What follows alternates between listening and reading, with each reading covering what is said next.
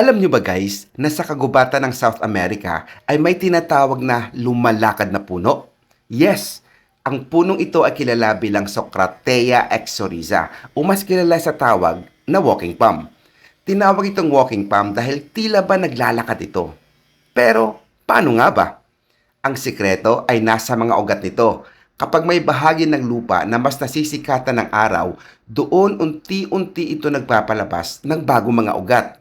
Habang tumutubo ang mga bagong ugat sa mas maliwanag na parte, ang mga lumang ugat naman sa mas madilim na bahagi ay unti-unting namamatay. Dahil dito, parang nagbabago ang posisyon ng puno. Kaya sa paningin ng tao, mukha talaga siya ng lumalakad.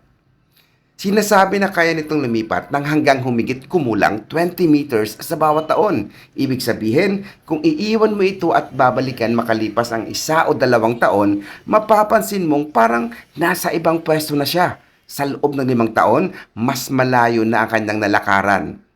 Kaya naman ito tinawag na walking palm. Hindi dahil literal ito naglalakad, kundi dahil sa kakaibang paraan na paglipat nito gamit ang sariling mga ugat.